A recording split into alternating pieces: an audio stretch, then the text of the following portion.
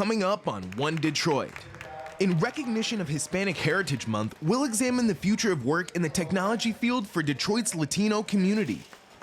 Plus, a new memoir details the life lessons learned growing up in a family-owned Chinese restaurant. Also ahead, we'll see how a local nonprofit uses creative arts therapy to bring out the talents of individuals with disabilities, and we'll give you some ideas on how to spend this fall weekend in Metro Detroit. It's all coming up next on One Detroit. From Delta Faucets to Behr Paint, Masco Corporation is proud to deliver products that enhance the way consumers all over the world experience and enjoy their living spaces. Masco, serving Michigan communities since 1929. Support for this program is provided by the Cynthia and Edsel Ford Fund for Journalism at Detroit Public TV. The DTE Foundation is a proud sponsor of Detroit Public TV, among the state's largest foundations committed to Michigan-focused giving. We support organizations that are doing exceptional work in our state. Visit dtefoundation.com to learn more. Nissan Foundation and viewers like you.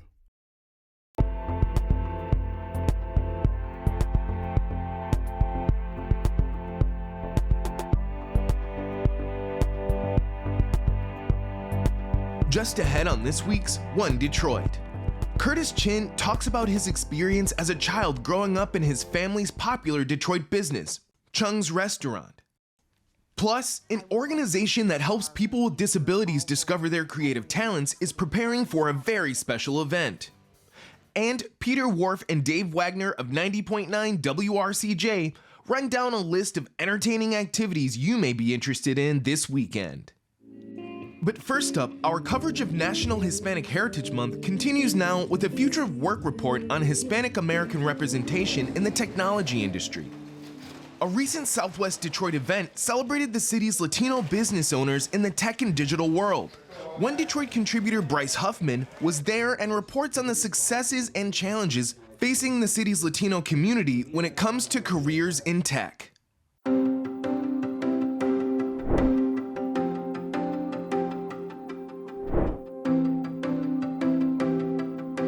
Of being more proactive instead of reactive and realizing the opportunities that are on the table with all the new technology. Here at the Detroit Hispanic Development Corporation on the city's southwest side, several local organizations came together to celebrate and promote Latino businesses.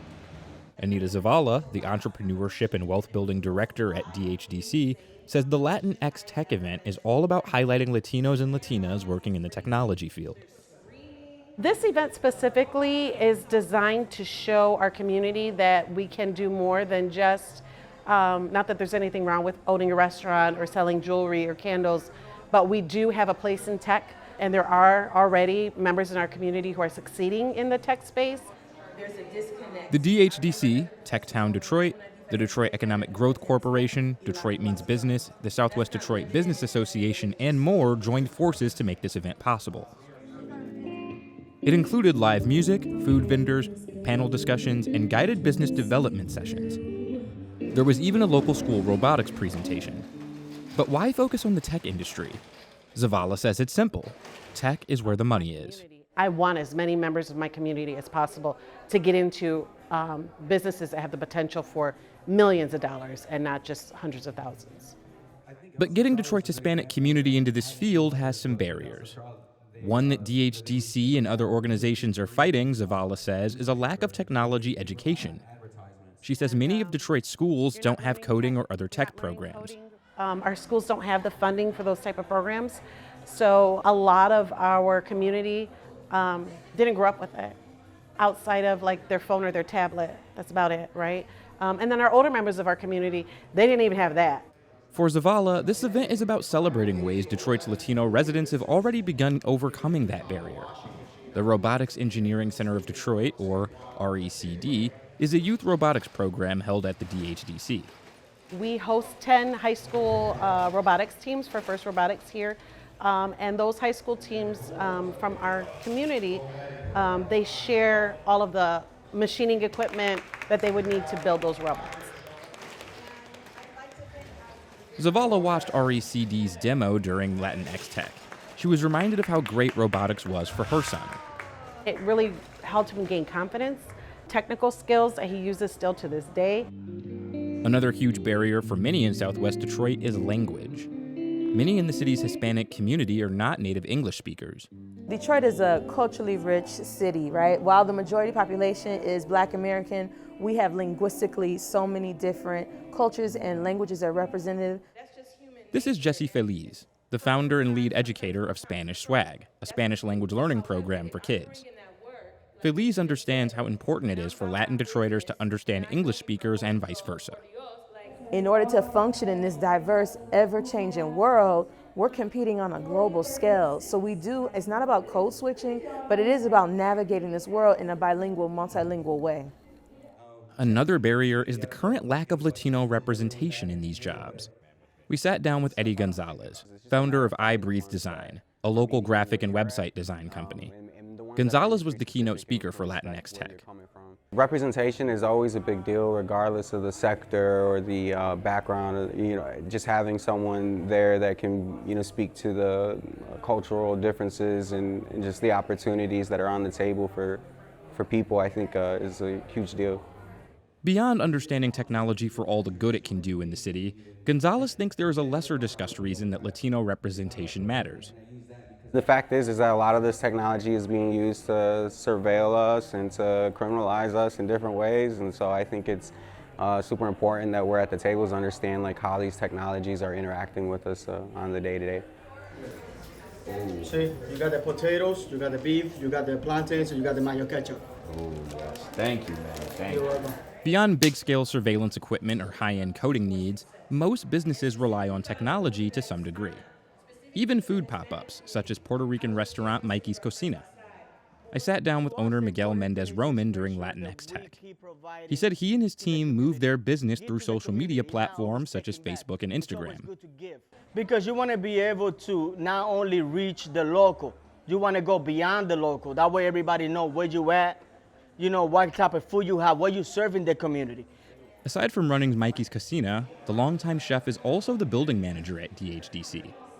He credits the organization with helping him and others take their ideas and turn them into thriving businesses. I enjoyed the business classes with Anita Zavala. She was the one helping me out to get my LLC, to get my food handler license, so that way we move everything forward. Mendez-Roman says his dream of being a business owner became possible thanks to DHDC and the organizations they're partnered with. They gave me the opportunity, and 3 years later, we're still here, and we're still moving. For Mendez-Roman, events like Latinx Tech are all about coming together to build wealth as a community. Give to the community. Get the community together. Know your community. Know who's your people. Help to move Detroit forward. It's time to move up. Technology is only becoming more and more interwoven with our daily lives, so Feliz believes business owners should embrace what it can offer. Tech is here and it's here to stay.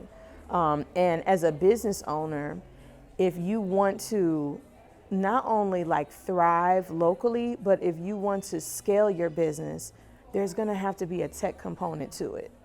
She says it's important for people beyond just business owners. Everyone may not open their own business. Some people are amazing employees. Everyone may not be the actual creator or founder of an organization. However, all of us can benefit from strengthening our skills and not just consuming technologia, but actually learning it, exploring it, failing with it a little bit, and then progressing with it too.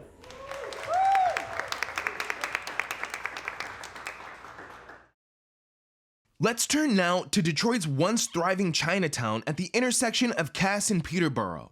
The area was filled with restaurants, grocery stores, and community centers.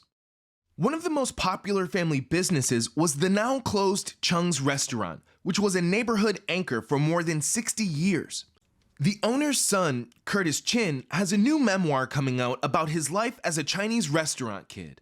One Detroit senior producer, Bill Kubota, and contributor Chien-An Yuan have the story.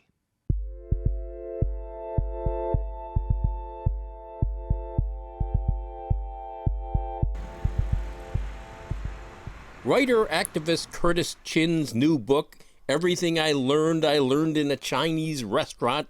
It's about growing up in Detroit in the 1980s, weaving his family's history running Chung's restaurant a community anchor in the now vanished Chinatown area of Cass and Peterborough. Chien recently visited Metro Detroit to preview his book in a series of Q&As where we caught up with him. I just feel like I was the luckiest kid growing up in a Chinese restaurant. It was really a good time. Growing up in a Chinese restaurant, being surrounded by your family and your friends and your cousins, eating as much free food as you want. People always ask me, like, well, your title of your book is Everything I Learned in a Chinese Restaurant, so what did you learn? And the first thing that I always say to them is, growing up, a lot of parents tell their kids, don't talk to strangers. But my parents actually gave me the exact opposite advice. And what they were talking about were the strangers in our dining room. And so every time my dad met somebody who came from a different occupation, whether it was somebody who worked on the factory line, whether they were a doctor or a newspaper reporter, he would pull us over and say, talk to this person, ask them who they are, ask them how they got where they were. And because of that, it opened up my eyes to other possibilities in life beyond just working in a Chinese restaurant. For decades, we had been feeding Detroit. Our fans included celebrities like Smokey Robinson and Joni Mitchell, the Earl of Snowdon and Senator Eugene McCarthy. We were all good at something. Nguyen specialized in dumplings and sweets. Yaya excelled at barbecue pork and homemade tofu. In a cross-cultural twist, my immigrant mom made the best American fare, while my native-born dad cooked wonderful dishes from Hong Kong. Chien's book centers the Chinese community's history and struggles within Detroit's history. He chronicles his family's journey to Detroit, spotlighting an immigrant story so familiar to so many here, and yet these stories remain hidden in the city's history. Chien hopes to change that. One of my goals in writing the book was really to weave in my family's history with Detroit. I think a lot of times you can look at literature, and particularly literature of communities of color, and it comes off as this sidebar to a main story of America. And I really wanted to tie in my family's experience, the Asian American experience, with the city itself, so that you can see that they're intertwined, that you can't have one without the other. And that was really important for me. In Chinatown, though, we followed our own headlines. It was all about our Vincent. Our workers were beside themselves as they felt such guilt for not being there to defend their friend. A stream of Ahus and members of the Online Chinese Merchant Association dropped by with updates from the hospital. Emotions ping-ponged by the hour, from hope to dread, and then back to hope. It was scary and comforting to see so many faces I hadn't seen in years.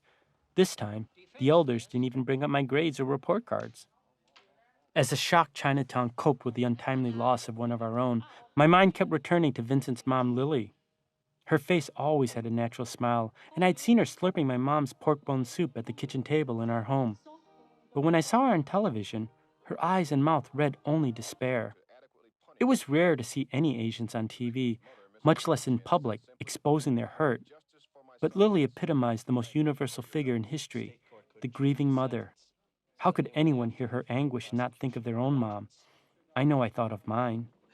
My book talks a lot about Detroit history, and amazingly, a lot of students just don't know about the Vincent Chien case, but they also don't know about things like the Detroit riots or the rebellion, or even Hudson's department store. There's this rich history of this city that just is not being covered, and that's why I want to talk about these things, and I want to bring up these consciousness to these people so that they know the history of the city that they're from. And I tried to do that with my book. I weave in a lot of Detroit history. The 1980s in Detroit were tumultuous times. Trying to understand, accept, and establish my own identity by race, class, and sexuality was difficult, especially when these intersections contradicted and collided. The important lessons that guided me through my childhood came served like a big Chinese banquet, from the highs of cooking with my mom and dad to the lows of waiting on some of the rudest customers. A chorus of sweet and sour, salty and savory, sugary and spicy flavors that counseled me toward a well-led and well-fed life. I grew up in Detroit in the 80s. It was a really tough time period. It was not just crack, AIDS.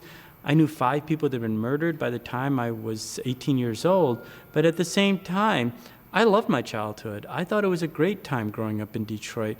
And I was very fortunate. I had this wonderful restaurant on the corner of Cass and Peterborough that really provided a nurturing space and taught me a lot of values. I want to commemorate that. And so in my memoir, yes, I do talk about the difficulties of growing up in Detroit in the 80s, but at the same time, I want readers to walk away and say, like, yes, but good things did come out of that too. A local nonprofit is showing that everyone has a hidden talent. FAR Therapeutic Arts and Recreation helps children and adults with disabilities discover and enhance their gifts through creative arts therapy. Contributor Deja Moss has the story on how the organization's clients are the stars of an upcoming entertainment event.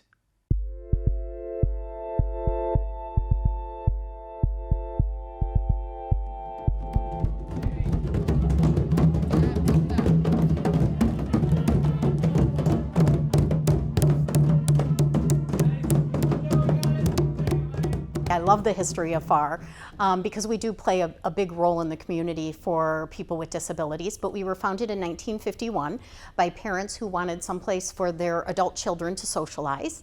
And over years, those same parents advocated for the Special Needs Act in Michigan to allow kids with disabilities to go to public schools.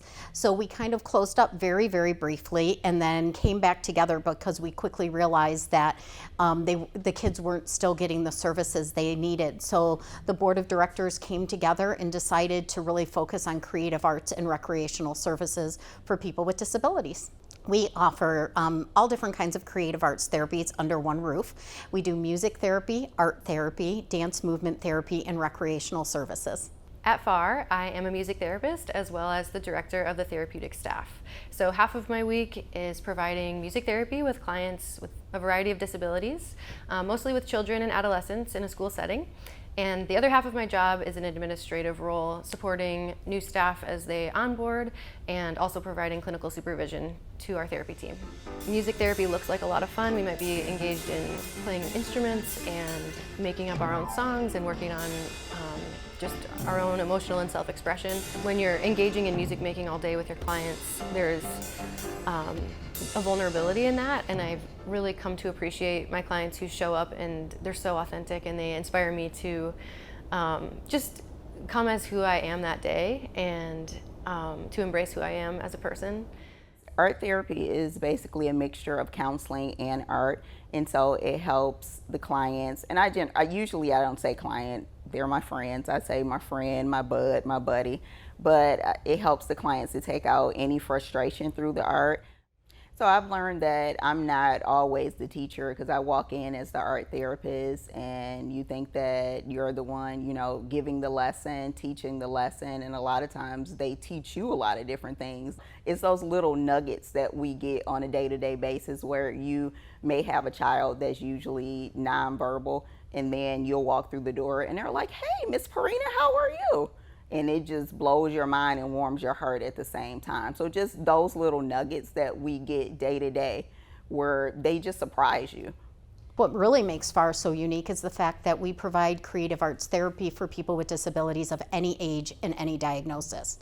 And what's so unique about that is you can come as a child and you're always welcome here. You're never going to age out of our programs. One of the clients, which there are many that bring me joy here at FAR, is Juan. Juan has been a client here at FAR for over 20 years, which is so exciting. And I think he's pretty much done every therapy that we've offered.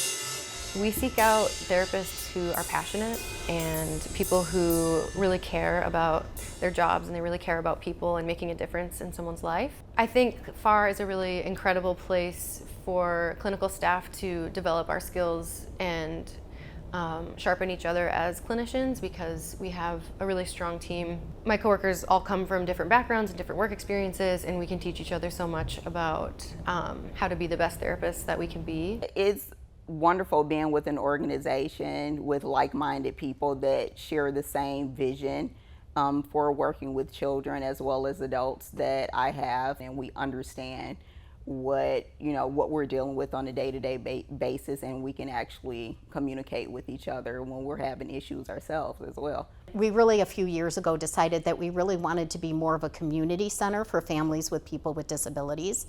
So we started offering all different kinds of opportunities. On October 19th is our FAR Friends event, and we call it Friends because one of the most important parts about FAR is, of course, the creative arts therapies and the recreational services are so important, but FAR is a safe, kind, patient place to make friends and keep friends. Our event on October 19th, that is really for the community. It's our clients performing, but when you're a parent or a grandparent and you see your grandchild or your child or your niece or your nephew on stage being empowered and performing in front of 400 or 500 people, it's really quite amazing. Everyone gets to showcase. I think that's very important to show off what they can do at the end of the day and just show people again that, yeah, we may have special needs, but we can do a lot of the same things that you can do when it comes to dancing, singing, art.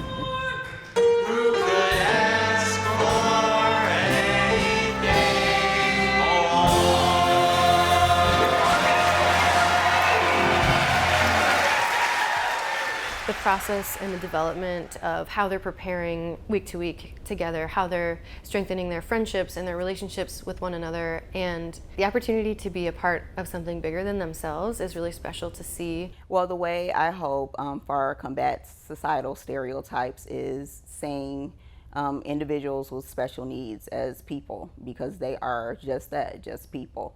And you'd be surprised and amazed at what they can do. And I think sometimes when people think of special needs, they think of what people can't do, what they can't do.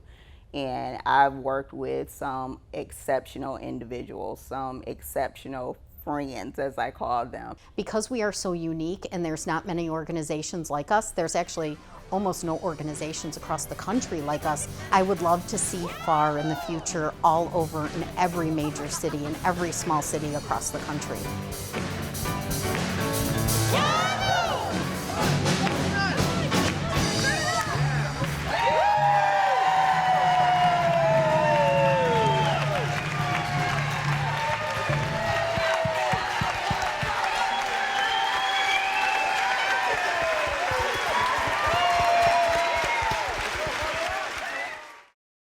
From Friday the 13th events to music, theater, and a book fair, there's a lot to do in Metro Detroit this weekend. Peter Wharf and Dave Wagner from 90.9 WRCJ are here to help you decide how to spend your free time in today's One Detroit weekend. Hey, Peter, I love this time of year, and I'm glad we have the opportunity to sit and chat and talk about all the great things that's coming up this weekend. What do you have for us? Well, one of Detroit Public TV's friends, Alexander Zonjic, will be performing at the Dirty Dog Jazz Cafe through Saturday. He's one of the most entertaining flutists I've seen. He certainly is a treasure, Peter. And do you know what tomorrow is? Yeah, it's Friday. Peter, not just any Friday. It's Friday the 13th in October, which is spooky.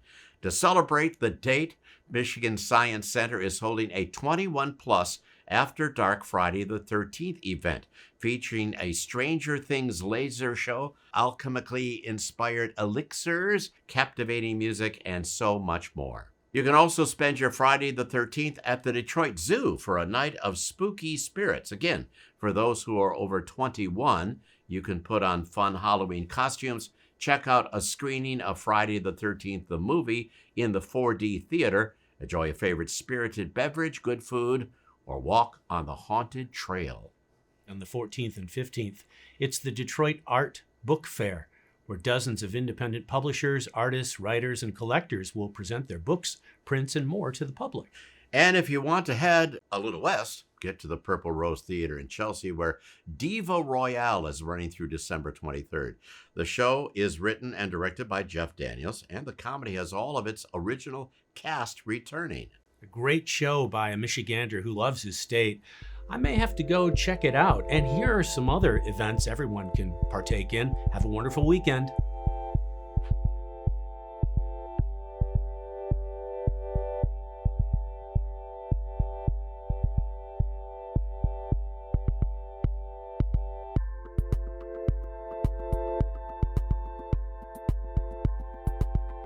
That'll do it for this week's One Detroit. Thanks for watching.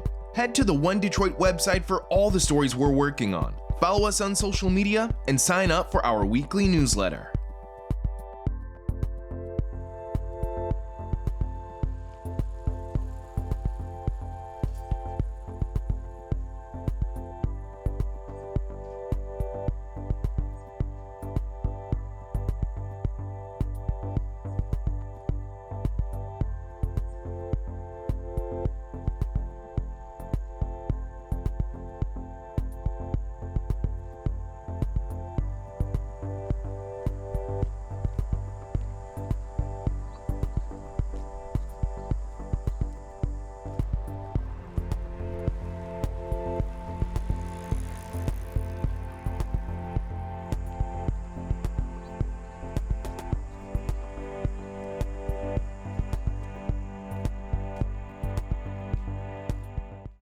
From Delta faucets to Behr paint, Masco Corporation is proud to deliver products that enhance the way consumers all over the world experience and enjoy their living spaces. Masco, serving Michigan communities since 1929. Support for this program is provided by the Cynthia and Edsel Ford Fund for Journalism at Detroit Public TV. The DTE Foundation is a proud sponsor of Detroit Public TV, among the state's largest foundations committed to Michigan-focused giving. We support organizations that are doing exceptional work in our state. Visit dtefoundation.com to learn more.